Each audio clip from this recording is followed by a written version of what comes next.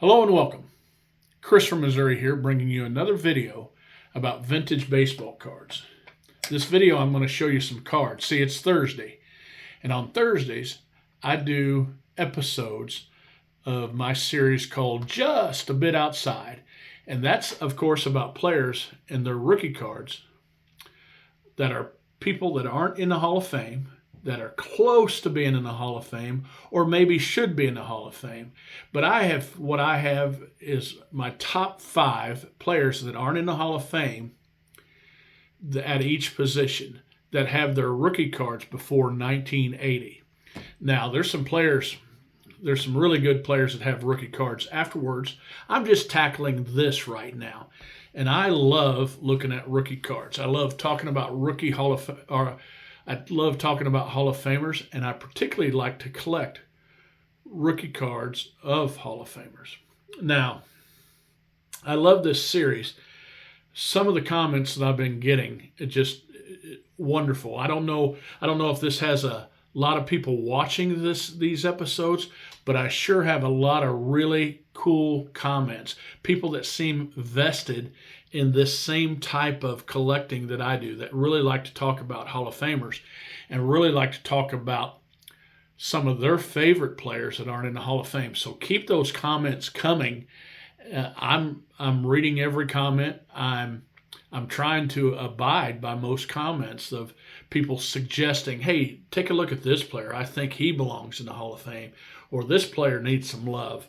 Well, right now, I love these rookie cards of possible Hall of Famers.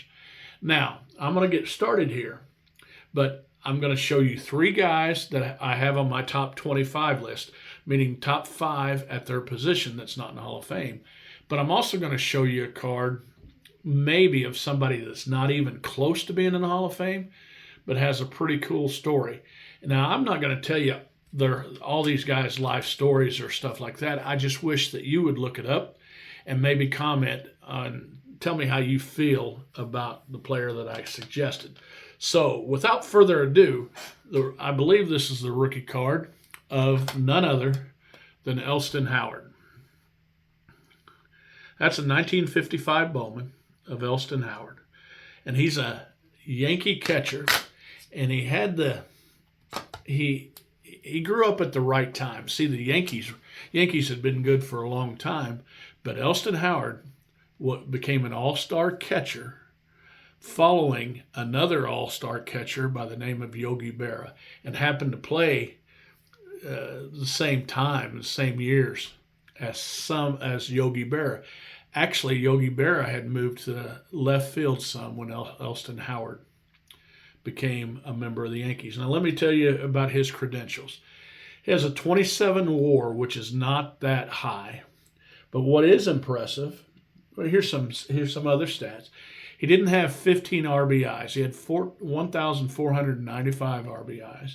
He didn't have 200 home runs. He had 168 home runs. And he had 775 RBI, and he batted .275. Now, that doesn't sound like an all-time great. But let me turn to some non-stat stuff that really does sound like a Hall of Famer. And that is, he was a 12-time All-Star. Now, I know 3 of those years he was an All-Star twice, but still that makes him a 9-time All-Star in my book. He was a most valuable player. Now, the year that he won most valuable player is it could have been a number of different people that won it that year, but he won the most valuable player award once, and there was 3 other times that he was in consideration for the most valuable player. And that's pretty big time stuff right there. His last 6 years were not so good, but when he was on top of the game, he was as good as anybody. Now, here's some people that he's considered closest to. When you scroll down on Baseball Reference, and I love doing this, you scroll down and it tells you the players that he's most likely compared to, his career stats.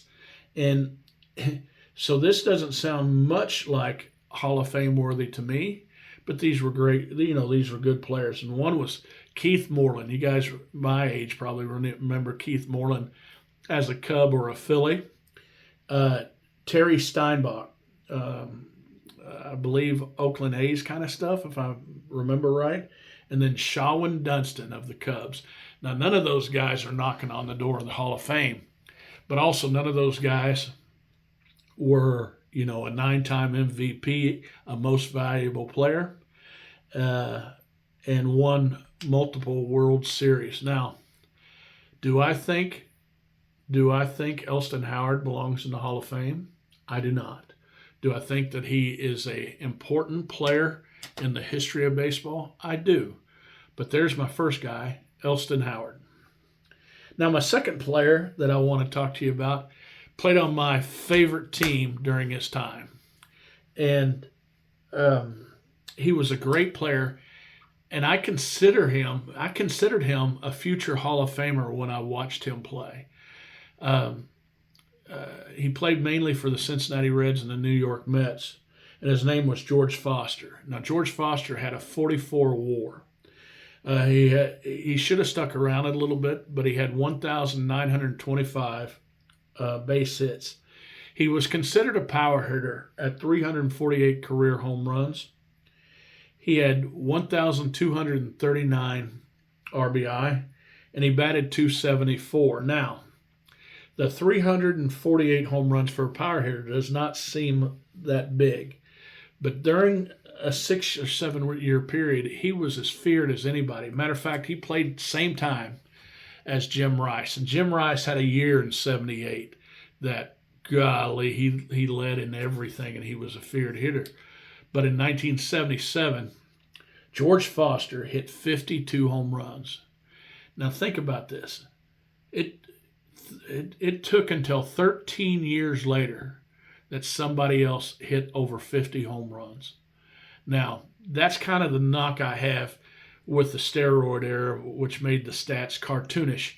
But Cecil Fielder hit 51 home runs, I believe, 13 years after George Foster, so 1990. And then, after like 94, they were throwing out, people were hitting 50 home runs left and right. But yet it took 13 years for someone to hit it after George Foster, which kind of, I don't know, just weird to me. Kind of leaves a sour taste for me. But George Foster was a 5-time All-Star, was a Silver Slugger winner, was a most valuable player, and he was high in consideration for 4 other times during his career to be the most valuable player. And he actually has a pretty good argument that he could have been a most valuable player. Now, scroll down on Baseball Reference, the people that he's most likely compared to, that's most likely like him. Now listen to these 3 names, and you tell me about these 3 players. 2 of them are in the Hall of Fame. 1 of them is not, but I think he needs to be considered. So the 3 people that he's most likely compared to is Gil Hodges, Willie Stargell, and Rocky Colavito. All 3 great players. Now, some of the stuff that I remember about George Foster was in that World Series where he caught a ball in foul territory down the line, and I believe he threw out Denny Doyle maybe at home. I'll have to look that up. But it was a risky catch because he could have let it drop and let the pitcher throw again, but he actually caught it and made a double play on that, and just was a really good player. Well, another thing that I remember about him is his rookie card. I'm going to show it to you. He looked mean, sort of like Bob Gibson. Bob Gibson, to me, they compared to each other on their personality and different traits, because Bob Gibson just looked so mean, but when he opened his voice, he had a voice higher than Mike Tyson. Same thing with George Foster. Just looked like he wanted just to snap you in half, but then, if he talked to you, his voice was high pitched and it was crazy. Now, here's a picture of George Foster and his rookie card. Now, I hope you can see this, but look at that scowl on his face. And George Foster, to me, was a great baseball player. And like I said, during my time, I thought he was a surefire Hall of Famer watching him play. Now, I believe what hurts him is all these elevated stats from steroid users. Even those numbers get in your head, and 348 just does not seem like much. But at the time that he retired, 348 was quite a bit of home runs. Do I think he belongs in the Hall of Fame? That's tough for me, but I'm going to have to say no. But he, to me, is this close. He compares to me. I compare him with Dave Parker, and I compare him with Dick Allen. Now, both of them, if you compare them on Baseball Reference, he falls a little bit short. But he also compares to guys like Jim Rice and Dale Murphy, some really great players, and very important guy in baseball. And I really enjoyed watching him play. But again, I'm going to say no. Third guy that I'm going to show you is, I believe he's one of the top second basemen not in the Hall of Fame. Second base, there's a lot of second basemen close together. Their stats differ from each other's. There's not a whole lot of Ryne Sandbergs that's not in the Hall of Fame. But you got guys like Lou Whitaker, Bobby Grich, that compare very well with second basemen that are already in the Hall of Fame. But the one I'm going to show you compares to defensive players like Bill Mazeroski and stuff like that. And that is no other than Frank White. Now here's a picture of his rookie, or here's his rookie card, not a picture of his rookie card. But Frank White holds a near and dear place in my heart. See, I became a Kansas City Royal fan, and he's one of the greatest Kansas City Royal of all time. He had a 34.8 WAR. He had over 2,000 hits. He had 106 home runs and 886 RBI. Now, his lifetime batting average is only 255. But he was a 5-time All-Star. He won the Silver Slugger Award. And he has 8 Golden Gloves. Now, I have been known to put the Golden Glove Award down a little bit, because once you win one, it's hard for you to get it back. Well, his fielding stats are incredible. Part of that could be due to the fact that he played on AstroTurf almost all his life in Kauffman Stadium, and he just was smooth, just sweet, and could get to some balls and played it off the grass just beautifully. Now another thing is, in 1985, the Royals won the World Series. Now they talk about how the Cardinals should have won that World Series. One, because Deckinger, and then two, Vince Coleman got hurt. A tarp ran over him. He got in the way of a tarp, and Vince Coleman couldn't play. But few people remember that there was a time period that there was a DH in the American League, but when it got to the World Series, there was no DH. Matter of fact, in 1985, the Royals had one of the best hitters in baseball. Hal McRae was his name, and he was a great DH for the Royals, but he did not get to play. He did not get to play in the World Series, and because of being a DH. Now, I think he might have pinch hit once or twice, but he didn't get to play because Hal McRae wasn't much of a fielder at the time. So they moved Frank White, who was a second baseman, not the best hitting second baseman, into DH, and he had an incredible World Series. He just had an incredible World Series, and I believe his batting in that World Series carried over to the next year, because that's the year he won the Silver Slugger. Now, the people that Baseball Reference compares him the most to are, listen to these guys: Bill Mazeroski, Dave Concepcion, and Jim Fregosi. Now, Dave Concepcion and Jim Fregosi are not in the Hall of Fame, but they are in my top 5 shortstops that belong in the Hall of Fame. So I think Frank White compares well. Now, should he be in the Hall of Fame?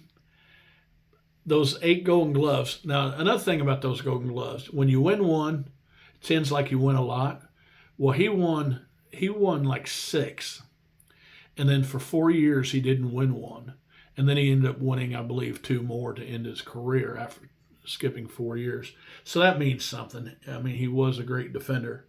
But again, I chose all 3 players. I chose Elston Howard, non-Hall of Famer, won't be in the Hall of Fame.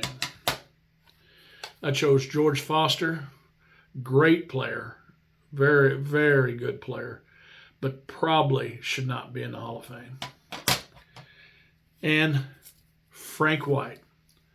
I don't think Frank White's going to get in the Hall of Fame unless people start thinking there's not enough second basemen in the Hall of Fame. But he won't get in there before Bobby Rich gets in there. Bobby Grich, I'm sorry.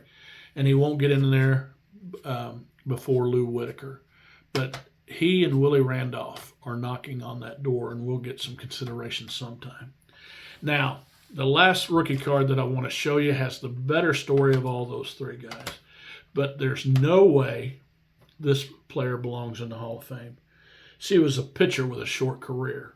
But I'm going to tell you some stuff that I think either you don't know, maybe, unless you're just a huge Mark Fidrich fan, because that's who I'm going to show you. None other than the Bird, Mark Fidrich. Now, few have ever come on the scene like Mark Fidrich that gained notoriety and gained the love of a whole nation. See, first game he ever pitched, I believe, he beat the Yankees. Or there's a big story there. You can look up a documentary. But people loved him. They got to see him on, when they got to see him on the Game of the Week, he was as squirrely and as flaky as anybody has ever been. Now, but he came on the scene similar to what Fernando Valenzuela did a few years later. See, Fernando had a whole population of Spanish-speaking baseball fans just fell in love with him, and he was such a kid that everybody kind of fell in love with him. And he had a weird delivery, looking up at the sky, that kind of stuff. But Mark Fidrich, before him, came on in his rookie year. He would manicure the pitching mound before he started to pitch, to just with his hands and stuff like that. He would get the baseball and talk to the baseball and will it past a pitcher. And he had this herky-jerky wind-up motion. And gosh, he was just beloved by everybody, just loved him. Now, what I don't think you guys know is, a lot of people believed, he pitched and then got hurt and was out of baseball in 2 years. Well, Mark Fidrich was a 2-time All-Star. So he won All-Stars. He was an All-Star his rookie year, and he actually made All-Star his second year. Part of that might be because they just fans wanted him in there. He was, they just wanted to see him, be a part of him, and he made 2 All-Star things. Now, he was also what people don't. A lot of people, including me, for a long time, thought he was a Cy Young Award winner. He was not. He finished second in the Cy Young Award to Jim Palmer. Now, if you look at the stats and compare them side by side, he has a strong case for winning the Cy Young his rookie year. But he did not. Jim Palmer won it. And then he did win Rookie of the Year. And what a fun guy. He just was an everyday kind of person. He drove a truck. Matter of fact, he died tragically in an accident at his house. I believe a truck fell off the jacks and killed him. But he's a Detroit legend. He's one of many or one of a few players that the whole nation had to stop and watch anytime they got a chance. And so my player that's not a Hall of Famer, that doesn't have a chance to be a Hall of Famer, who had a career WAR of 11, which was quite high for as few games as he pitched. He was 29-19 in his career. His ERA was fairly low, but those stats doesn't show how much he meant to baseball, because his actions did. Now, guys, I love doing this just a bit outside on Thursdays, and I appreciate all the deep thoughts that you guys send me on this, and please send me some more. I'm listening to you, and I'm going to try to show what you guys recommend. But guys, remember, this is just a hobby. Collect what you like.